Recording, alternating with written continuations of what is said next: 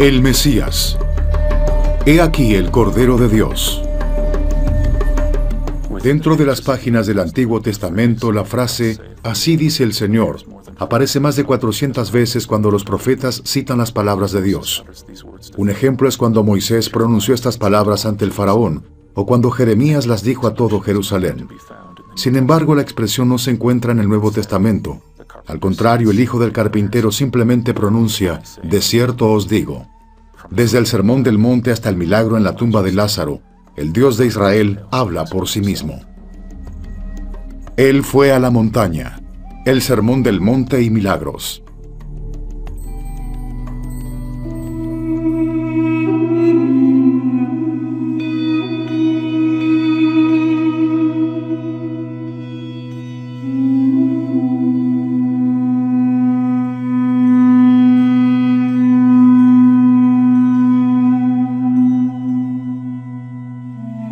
Corazín, Israel. Desde finales del siglo XVIII, algunos estudiosos del Nuevo Testamento se han enmarcado en lo que ellos refieren como la búsqueda del Jesús histórico, es decir, lo que realmente Jesús dijo e hizo. Sus investigaciones los han llevado a indagar en la historia, teología, arqueología y filología que estudia las antiguas lenguas. Por lo general, estos académicos han rechazado todo lo relacionado con lo sobrenatural, lo que afirme la autoridad divina o lo que sugiera cómo vivir nuestras vidas.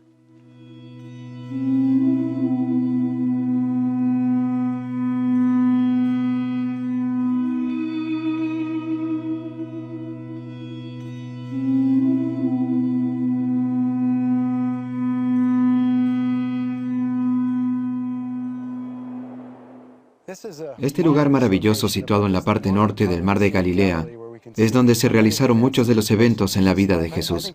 Esto para mí es lo primero que hago para orientarme. Betsaida está alrededor de la parte norte del Mar de Galilea, en dirección a la esquina noreste. Ese fue el hogar de Pedro, Andrés y Felipe. Sí. Allí nacieron ellos. Eso es una especie de cima, ¿no es así? ¿Es allí? Sí, la moderna excavación arqueológica de este lugar está un poco más alejada del mar. En los tiempos de Jesús, el mar estaba mucho más lejos. El río desemboca en el Mar de Galilea y de hecho divide territorios.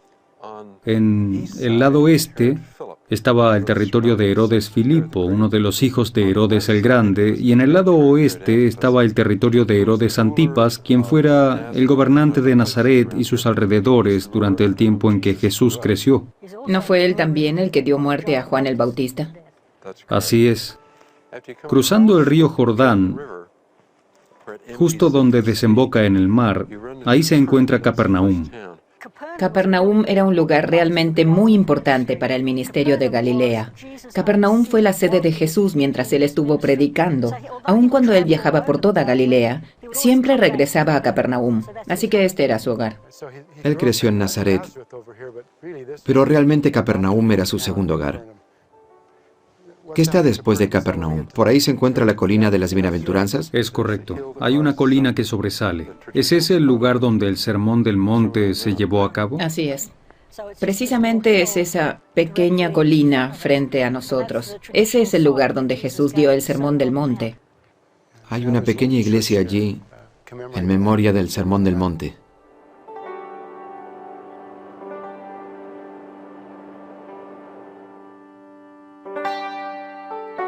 El Sermón del Monte. Y al ver las multitudes, subió al monte y se sentó, y vinieron a él sus discípulos. Y abriendo su boca, Mateo 5:1-2.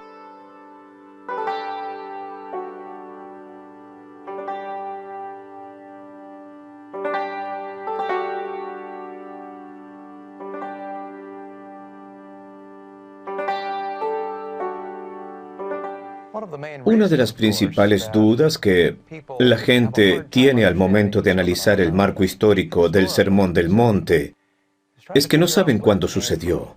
¿Fue realmente un discurso que Jesús dio? ¿O es una colección de versos que tal vez Mateo recopiló después. No existe consenso alguno entre los estudiosos del Nuevo Testamento de la época en que el Sermón del Monte ocurrió. Algunos dicen que se escribió mucho después, pero otros lo ven como un texto que fue escrito antes de Mateo, un texto que Mateo encontró y que usó e incorporó en su Evangelio.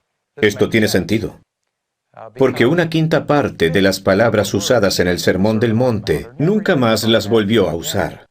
Estas palabras no son las que Mateo usaba, ni tampoco están en su vocabulario. Incluso Mateo incluye partes del Sermón del Monte que son desconcertantes y no hace una pausa para explicar lo que quieren decir. Por ejemplo, la parte donde habla sobre que no debemos de lanzar perlas a los cerdos o dar las cosas santas a los perros.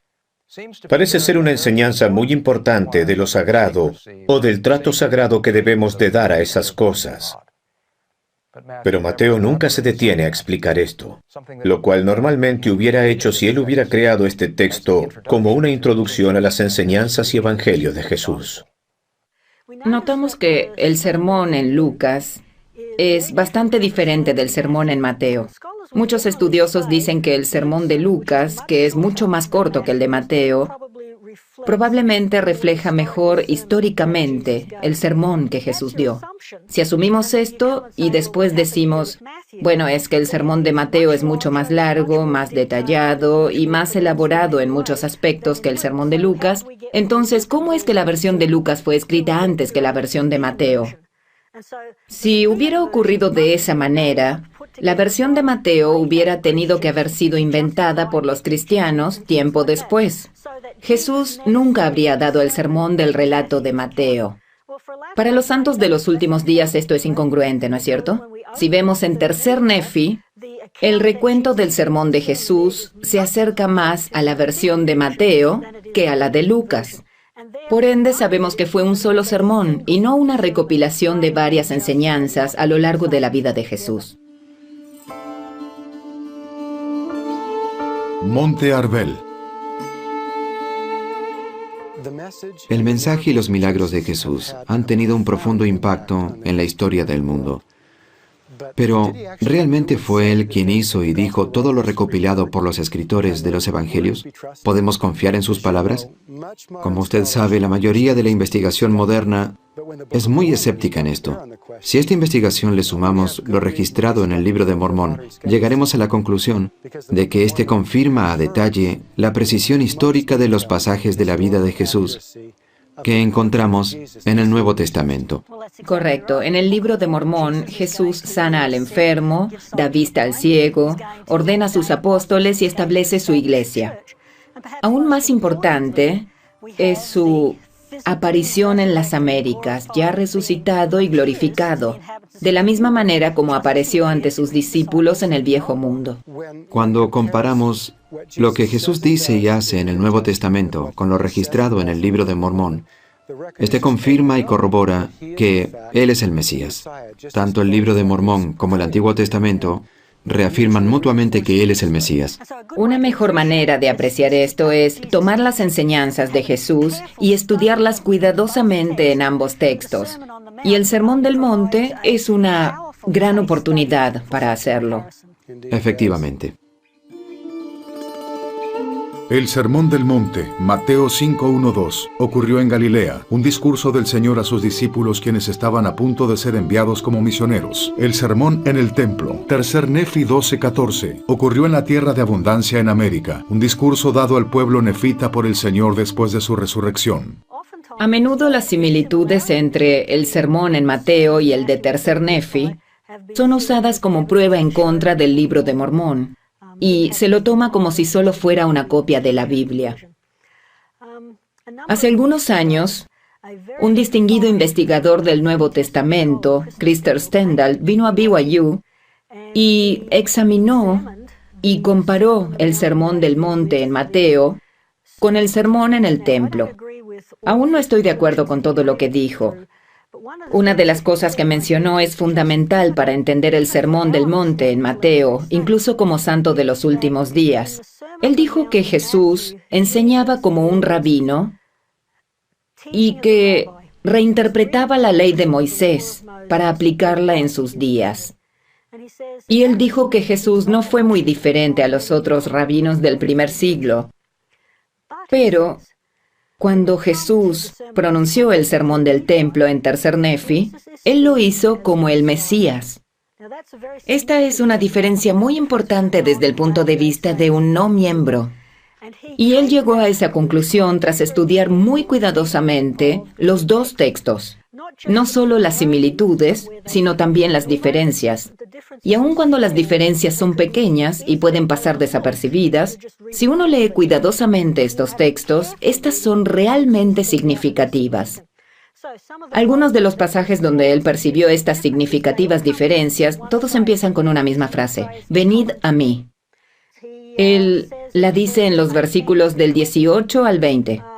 Observen cuántas veces aparece esta frase: venid a mí, porque en verdad os digo, ni una jota ni una tilde ha pasado de la ley, sino en mí toda se ha cumplido. Y he aquí os he dado la ley y los mandamientos de mi Padre, para que creáis en mí, que os arrepintáis de vuestros pecados, y vengáis a mí con un corazón quebrantado y un espíritu contrito. He aquí tenéis los mandamientos ante vosotros, y la ley se ha cumplido. Por tanto, venid a mí y sed salvos. Vemos que esta frase sigue apareciendo. Más adelante, en el registro de Mateo, en una parte, él habla de que si tienes ira en contra de tu hermano, debes dejar la ofrenda en el altar e ir y solucionar el problema y después regresar. En el versículo 23 el altar se ha reemplazado. Por tanto, si vienes a mí o deseas venir a mí, y te acuerdas de que tu hermano tiene algo contra ti, ve luego a tu hermano y reconcíliate primero con él, y luego ven a mí, con íntegro propósito de corazón, y yo te recibiré. Jesús ha reemplazado el altar consigo mismo como el centro de salvación. Esto es una gran diferencia entre lo que encontramos en Mateo y lo que encontramos en Tercer Nefi. Y la última, quizás la más importante, se encuentra en Mateo. Ve y sed perfectos, aun como vuestro Padre que está en el cielo es perfecto. Mientras que en Tercer Nefi dice: por tanto, quisiera que fuesen perfectos, así como yo, vuestro Padre que está en los cielos, es perfecto. Jesús se atribuye a sí mismo la perfección, lo cual le era imposible hacer en Mateo, porque aún no había terminado su misión. Él no había efectuado la expiación ni había resucitado como en Tercer Nefi, donde él ya es un ser glorificado, y esto se refleja en el sermón, algo que no se refleja en Mateo. Estas son diferencias muy significativas entre los dos libros. No es una simple copia o réplica de la versión de Mateo. Cuando el Señor termina de dar su sermón, que el Padre le ha encomendado dar a los nefitas, se voltea hacia ellos y les dice: percibo que ustedes quieren que les muestre los milagros que realicé en Jerusalén. Y les dice que ellos tienen la fe suficiente para que Él pueda hacer estos milagros. Así que les pide traer a sus enfermos, afligidos y demás. Y en las Escrituras se dice que trajeron a gente con toda clase de enfermedades y Jesús los sanó a todos ellos. Este es un testimonio poderoso, no solo de palabras, sino de hechos. El registro bíblico de lo que Cristo hizo cuando sanó a sus hermanos y demás también se encuentra en el libro de Mormón. Este es el segundo testigo de que Jesucristo pronunció esas palabras y que realmente realizó los milagros que se encuentran en la Biblia.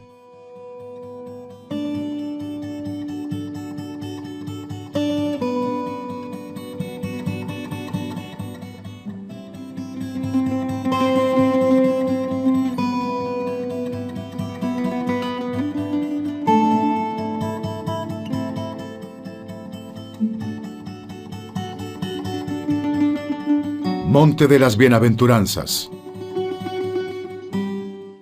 Un prominente historiador de la Biblia preguntó: ¿cuál es el significado del Sermón del Monte? Esta es una pregunta que los cristianos se continúan haciendo y que los teólogos aún no han podido responder concretamente. La principal razón por la que el Sermón del Monte continúa siendo un texto difícil para muchos es porque no se ha llegado a determinar concretamente si hay un solo tema o una sola lógica, o si es una colección incoherente de diferentes versos. Creo que el Sermón del Templo en el Libro de Mormón nos da algunas pistas para responder esta pregunta tan importante. Estoy de acuerdo. El Sermón del Templo es evidencia de que los dos sermones son en realidad textos sagrados, que contienen alusiones y conexiones a las celebraciones centrales y a las enseñanzas más sagradas de la antigua adoración israelita. Sermón en el Templo. Como casi todo en el Sermón del Monte, se puede ver dentro del contexto del templo. Esto es particularmente cierto en la oración del Señor, que es parte del Sermón del Monte. Jesús está instruyendo a sus discípulos en la manera de orar y del contenido que sus oraciones deben tener, así como algunas expresiones que debemos utilizar cuando nos dirigimos a nuestro Padre Celestial. Él enfatiza de nuevo a sus discípulos que ellos tienen un Padre Celestial, nuestro Padre que está en el cielo, lo cual es un concepto importante ligado al templo. A través del templo, nosotros deseamos estar ante la presencia de Dios. De esta manera entendemos que Jesús les explica detalladamente a sus discípulos lo que pasa en el templo y la manera en que deberán conducirse durante toda su vida.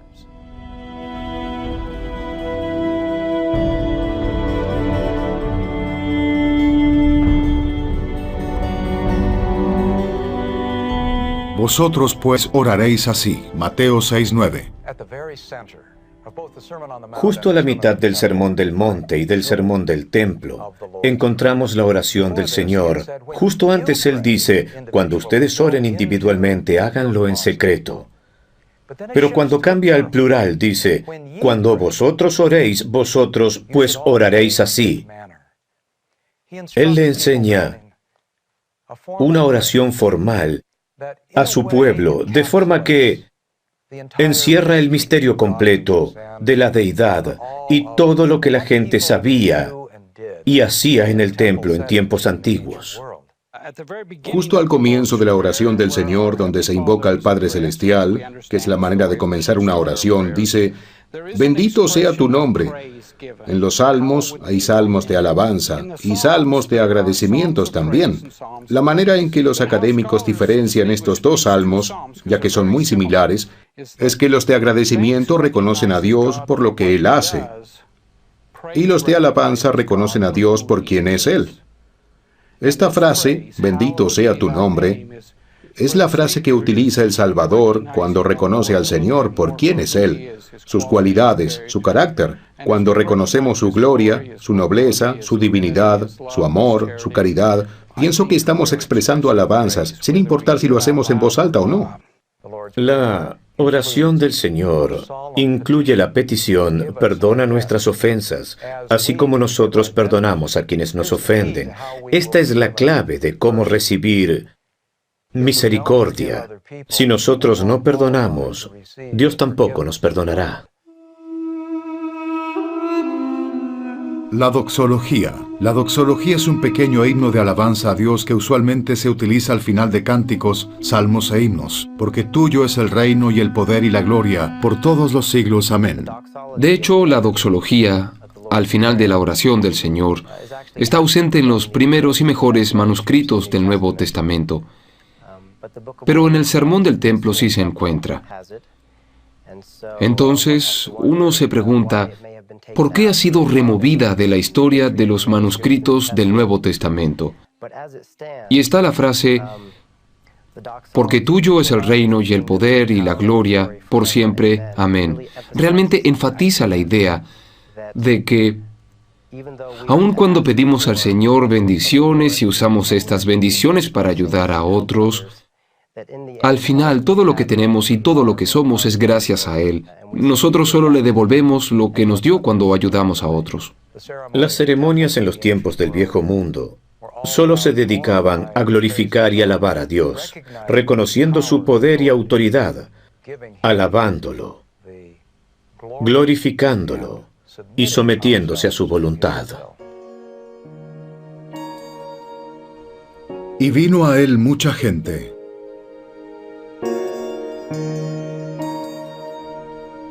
De manera que la gente se maravillaba viendo a los mancos quedar sanos y a los cojos caminar. Después del Sermón del Monte, Jesús continúa realizando milagro tras milagro ante la gente. Sus acciones reflejaban la verdadera naturaleza de sus enseñanzas. La progresión de los milagros de Cristo hacia su último milagro de levantar a los muertos se asemeja a su propia vida y ministerio. Cuando Jesús realizó su primer milagro en Caná de Galilea, Él manifestó su gloria y sus discípulos creyeron en Él. Una pregunta acerca del milagro en Caná es, ¿por qué se hizo tanto hincapié en el Evangelio de Juan a un milagro tan simple hasta cierto punto? Cristo tenía botellones llenos con agua, los que convierte en vino durante una boda. Como María tiene un papel de relativa importancia en este banquete, ella estaba preocupada porque el vino se estaba acabando y le pide a Cristo que provea más. Su respuesta hacia ella parece un poco brusca, porque él le dice, ¿qué tengo yo que ver contigo, mujer? Aún no llegó mi hora. En la traducción de José Smith, la respuesta a María es similar. Dice, ¿qué quieres que yo haga por ti? Tu voluntad yo haré, porque mi hora aún no ha llegado. Una vez más, se demuestra que María y su hijo Jesús tenían una relación muy cercana, porque María sabía que Jesús tenía el poder para solucionar esta penosa situación. El que se les hubiera terminado el vino a los novios durante su boda hubiera sido algo vergonzoso. Entonces, ¿habría visto ya María el poder de Jesús en su juventud durante esos años perdidos, de los cuales no sabemos nada acerca de él? Creo que ya había visto a Jesús usando su poder de diferentes maneras para auxiliar al prójimo, así que sabía que él la podía ayudar. Ahora, cuando él le dice, mi hora no ha llegado aún, él se refiere a cuando, según el Evangelio de Juan, él comienza su camino inexorable hacia Getsemaní y la cruz. Esa es realmente su hora, y aún no es el tiempo de él mismo ofrecerse. Todo lo que hizo desde ese momento fue un preludio para su verdadera hora. Cristo, al escoger hacer este milagro, el cual Juan escoge enfatizar en el segundo capítulo de su Evangelio, lo hace porque es un acto simbólico de su misión. Cristo iba a realizar la expiación y el vino es el símbolo de la sangre, así que este milagro representa de alguna forma el sacrificio que Cristo iba a realizar. La razón por la cual este milagro aparece en el Evangelio de Juan es porque señala el nuevo significado del vino en el Evangelio. Probablemente también simboliza la expiación de Cristo y su derramamiento de sangre, así como la última cena, de la cual todos participamos cuando tomamos la Santa Cena y recordamos por qué derramó su sangre por nosotros. Igualmente señala el reino eterno que aún está por venir.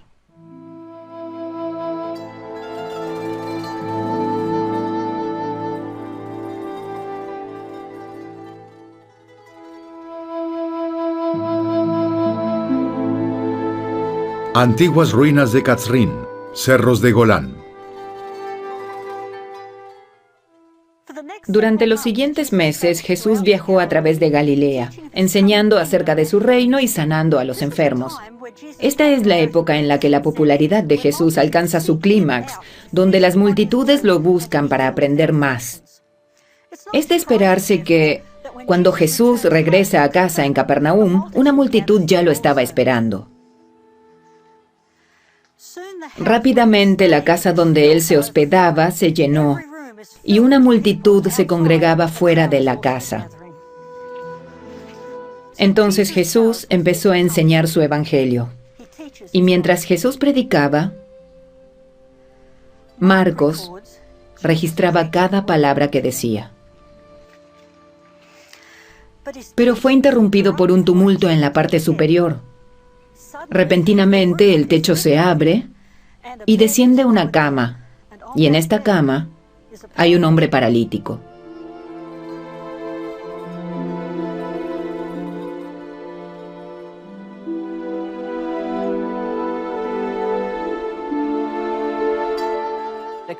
Repentinamente el techo se abre y estos 4 amigos bajan a este hombre paralítico.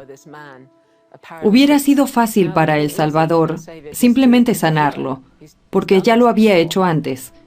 Y dijo, tus pecados son perdonados. Este es un gran momento de enseñanza, porque nos demuestra que el Salvador no solo está ahí para aliviar nuestros problemas físicos, sino también los espirituales, que son los más importantes. No los problemas físicos, sino los espirituales. Los escribas y fariseos estaban allí porque estaban buscando una excusa para deshacerse de este hombre que decía ser el Hijo de Dios. Al perdonar pecados, él estaba declarando quién era, ya que solamente Dios puede perdonar pecados. Al hacer esto, confrontaba directamente a los escribas y fariseos.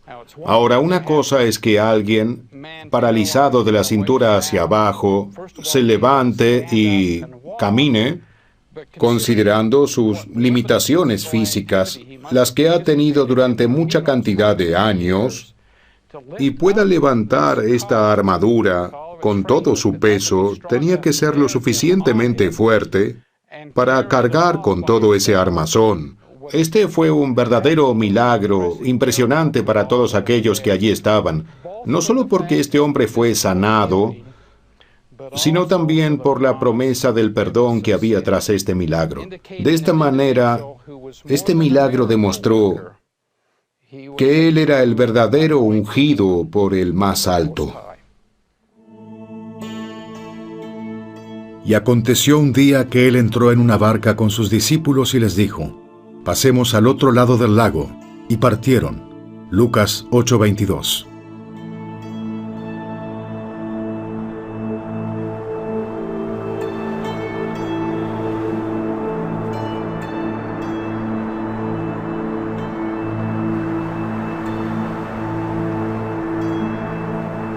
Paz. Cálmense. En los evangelios sinópticos aparece esta maravillosa historia acerca de Jesús y de los discípulos tratando de cruzar el mar de Galilea, tal vez de oeste a este. En medio de su travesía comienza una terrible tormenta, durante la cual Jesús parece estar durmiendo. Los apóstoles están muy preocupados, por lo que, según Marcos, despiertan a Jesús, quien estaba en la parte de atrás de la embarcación. Y ellos le dicen, Maestro, ¿no tienes cuidado que perecemos? Y Jesús les da una respuesta interesante. En Mateo, Él les responde diciéndoles, ¿dónde está su fe? Paz, cálmense. Al decir esto, la tormenta cesa y las olas se calman. Los apóstoles estaban asombrados y dicen, ¿quién es este que aún el viento y el mar le obedecen? Aún para ellos, que vieron cómo Jesús le da la vista al ciego y cómo le regresó la vida a alguien ya muerto, este milagro fue sorprendente. Creo que en ese momento ellos temían extremadamente porque se dieron cuenta que hasta la naturaleza obedecía a Cristo y que con tan solo pronunciar las palabras, paz, cálmense, los vientos cesaron y la tormenta se calmó. En el versículo 40, Él les responde de una manera singular. Esto incomoda a bastante gente y también me incomodó a mí por un tiempo porque dice, ¿por qué estáis así amedrentados? ¿Cómo no tenéis fe? El bote está a punto de inundarse y ellos iban a morir, así que era comprensible que estuvieran asustados. Sospecho que esta es una alegoría acerca de lo que les iba a pasar a ellos y a su iglesia. Si tomamos el bote como símbolo de la iglesia, más adelante los apóstoles estarían al mando del bote. Jesús ya no iba a estar con ellos. Luego de su resurrección, Él iba a estar muy cerca de ellos, pero su presencia no iba a estar ahí. Así que esto es lo que simboliza este relato. Él no está despierto, Él no está haciendo nada en medio de la violenta tempestad hasta que lo despiertan. Eventualmente la iglesia caería en la apostasía. Algo así como si el bote se hubiera hundido. Todos los apóstoles iban a morir, por supuesto, con la excepción de Juan. Ahora la pregunta en este punto es que, si usted sabe que va a haber una apostasía, que la iglesia y su autoridad se van a perder, usted va a necesitar conservar su fe. Necesita de esta fe de la que Jesús está hablando aquí. Y pienso que lo que está enseñando es que a pesar del caos y la maldad en el mundo, nuestra fe nos sostendrá a través de esto, aun si el bote se hunde. Quizás la tormenta de la que leemos aquí en Marcos pueda representar el mundo pecador y malvado en el que vivimos. Puede ser un símbolo de los tiempos en nuestras vidas en los que sentimos que no tenemos control, donde nos sentimos que estamos desesperados y que la única persona que nos puede salvar es el Salvador. Me gusta el consejo que el Señor le da a José Smith en Doctrinas y Convenios 101:16, el recordatorio: porque toda carne está en mis manos, estad quietos y sabed que soy Dios. Esta escritura y este ejemplo de Cristo calmando la tormenta nos enseña que el Señor siempre está cerca de aquellos que lo llaman en momentos de gran desesperación, y Él está siempre en control. La alimentación de los 5,000.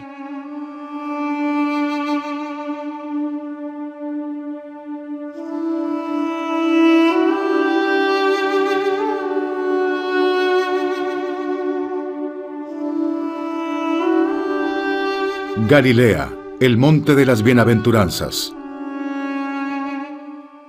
Los 4 escritores de los evangelios sinópticos nos hablan de cuando Jesús alimentó a 5,000 personas. Juan nos dice que eran los últimos días de la temporada de la Pascua, y Marcos especifica que la multitud se sentó en la grama, así que era primavera, muy posiblemente a principios de abril.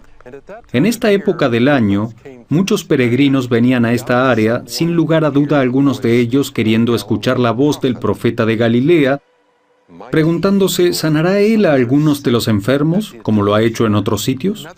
Otra pregunta en sus mentes debió ser, ¿es este el Mesías prometido, como lo asegura? De cualquier manera, la gente lo rodeaba y lo presionaba, y él necesitaba un respiro. Así que vino aquí, al norte de Galilea. Me imagino que hay una distancia considerable desde el oriente hasta donde nos encontramos. Pero me encanta la parte en la que él no se aleja de la multitud, sino que al contrario, él les enseña y después de un largo día con ellos, los alimenta. Me gusta, porque nos dice que Él se preocupa por nuestros espíritus y por nuestro físico.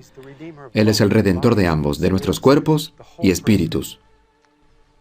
Yo pienso que es un concepto muy importante en nuestra teología. Opino igual. Pienso que nuestra teología es una teología del cuerpo y del espíritu, porque ambos conforman el alma del hombre. Es mediante el Evangelio de Jesucristo que todo el ser en conjunto alcanza la salvación. Este milagro de alimentar a multitudes provee un poderoso paralelo con el Antiguo Testamento y los relatos del Éxodo. Esta es una de las maneras que el Salvador escoge para probar que realmente es el Dios de Israel. El Señor alimentó casi a diario a Moisés y a los hijos de Israel durante los 40 años que pasaron en el desierto, y les proveyó maná mientras viajaban. Ahora, siglos después, el Salvador está llevando a estas multitudes de israelitas a lugares desolados. Los escritores de los evangelios sinópticos nos dicen que Él les alimentaba así como lo había hecho con los antiguos israelitas.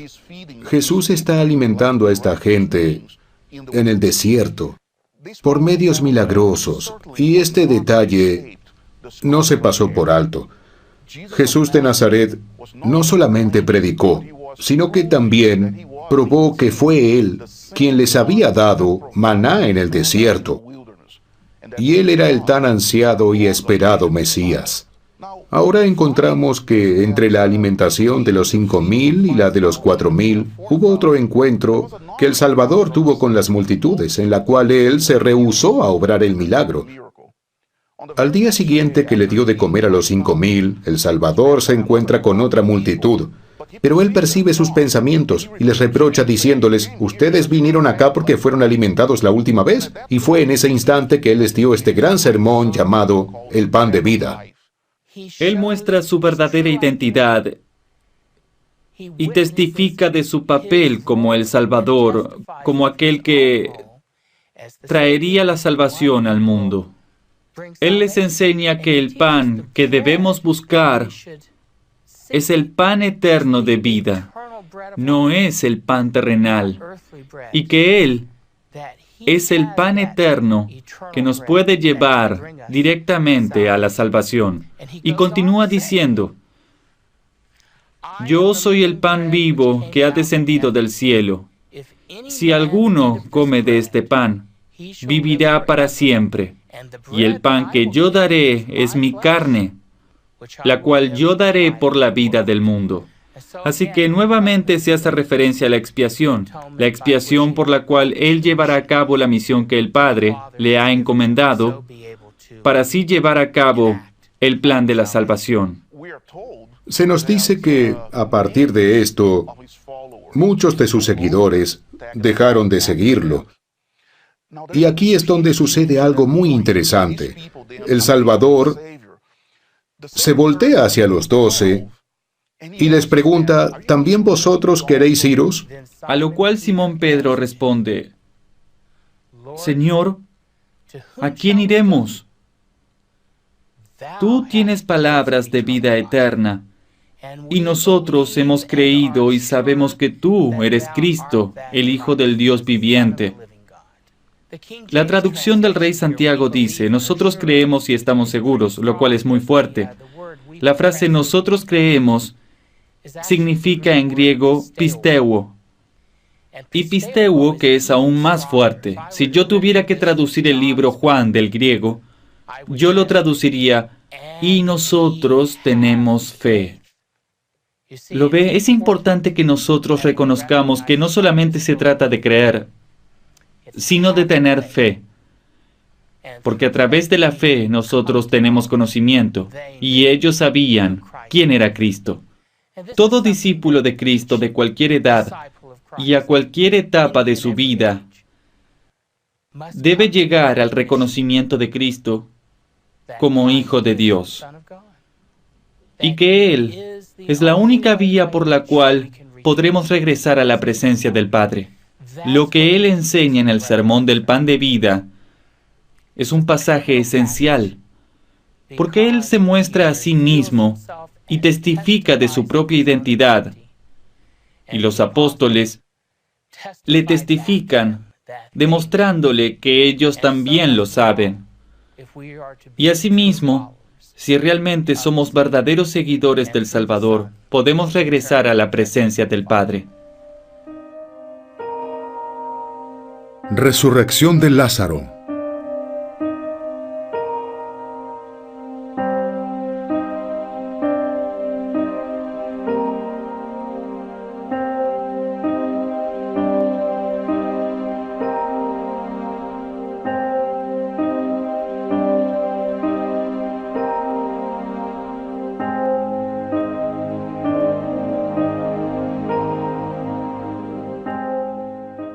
Ahora, Jesús amaba a Marta, a su hermana y a Lázaro. Si vemos la complejidad de todos los milagros, a mí especialmente me gusta la manera en que Juan los relata, porque escoge 7 milagros para explicarlo. Es todo lo que Juan nos enseña. Todos los otros milagros son relatados también por los demás escritores, pero especialmente Juan nos lleva desde la simplicidad de las bodas de Canaán hasta llegar a Lázaro. En los últimos meses, Jesús ha estado un par de veces en Jerusalén, y somos conscientes que cuando Jesús ha ido a Jerusalén, ha estado muy cerca de perder la vida. Durante esos meses Él ha estado en el área sur, y también sabemos que Él ha estado en Bethany, con María, Marta y Lázaro, quienes eran verdaderamente sus seguidores. En este viaje, el Salvador está en los alrededores de Perea, y es cuando Lázaro se enferma. Por eso, María y Marta lo mandan a llamar. Cuando le informan a Jesús que María y Marta necesitan ayuda, le dicen, «He aquí el que amas está enfermo». Ni siquiera le dijeron quién era, pero él ya lo sabía. Él lo sabía. Y él amaba a Lázaro, a María y a Marta. Pero el Salvador tiene otra cosa en mente en ese momento. Así que él no va inmediatamente.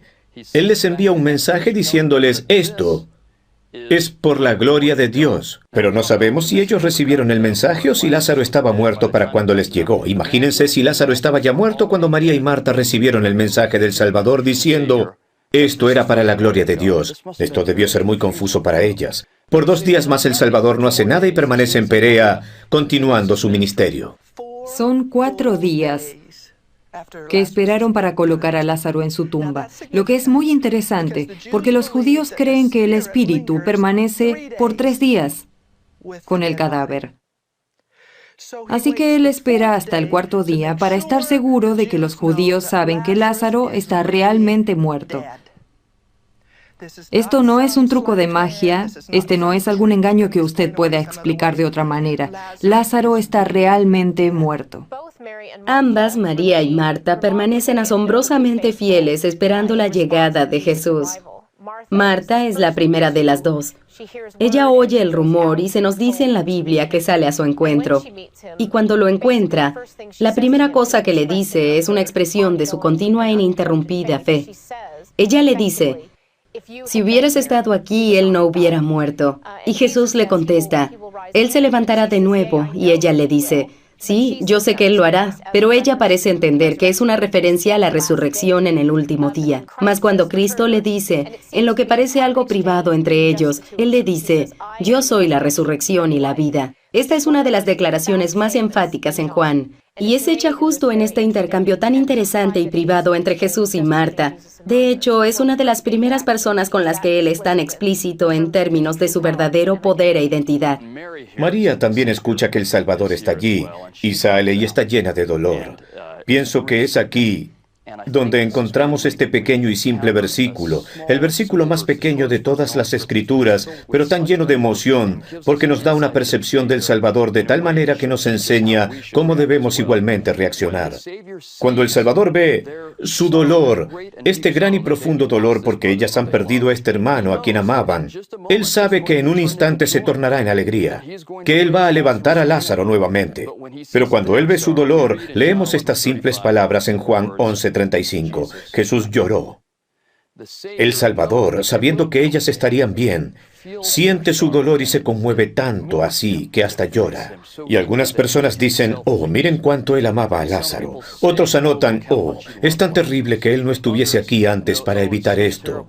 Jesús, conmovido otra vez dentro de sí, fue al sepulcro, la cual era una cueva que tenía una piedra puesta encima. Dijo Jesús, quitad la piedra.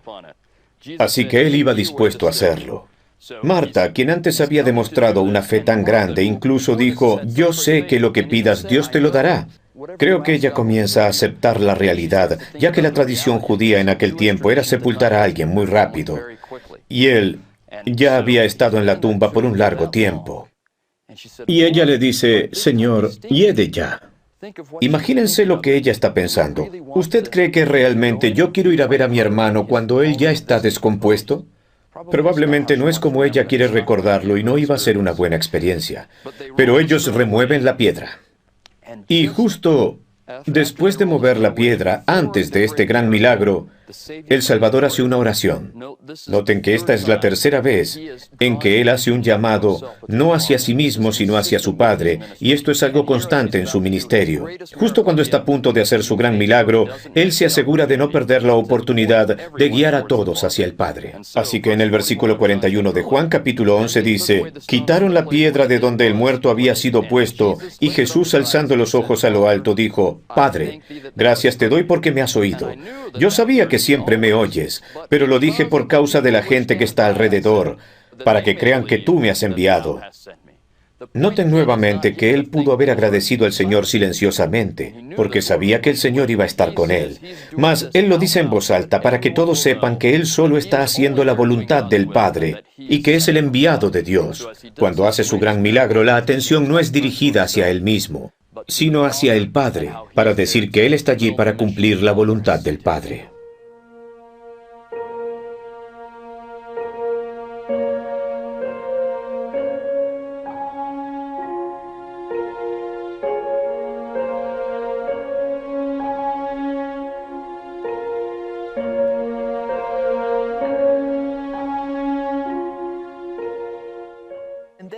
Y luego él llamó a Lázaro. Lázaro, ven afuera.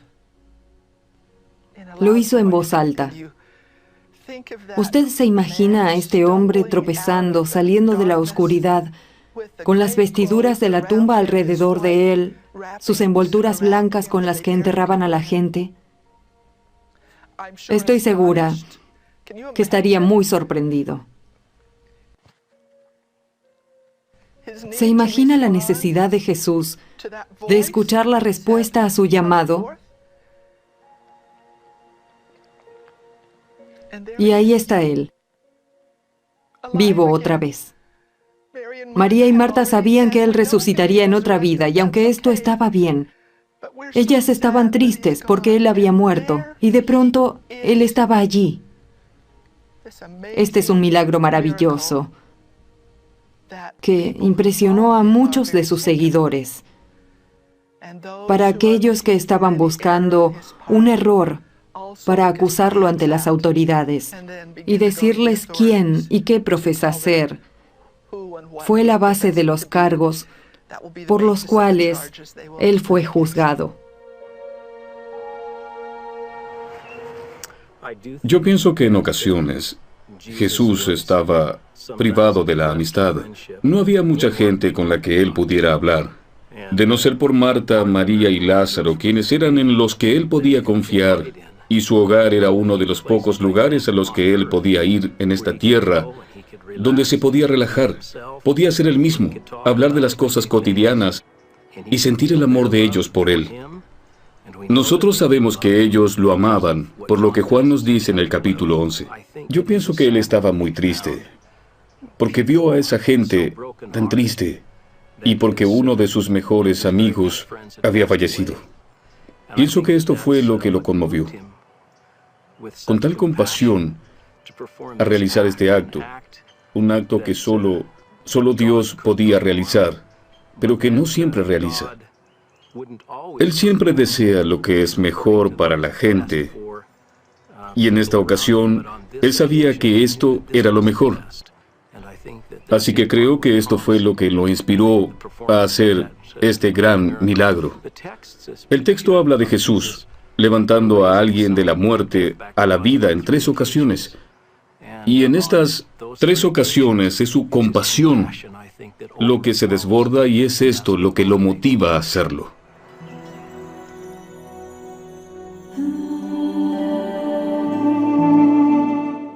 A medida que Él transforma el agua en vino, a medida que Él cura al paralítico, que calma el tormentoso mar, y sus palabras traen a Lázaro de vuelta a la vida, Jesús realiza milagros que maravillan a las crecientes multitudes.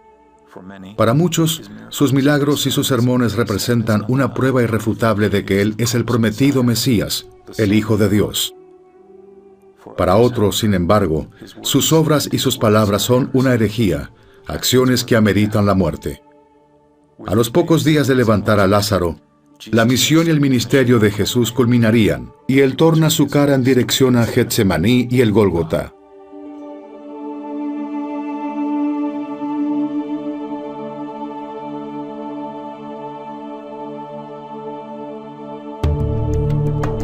El Mesías. He aquí el Cordero de Dios.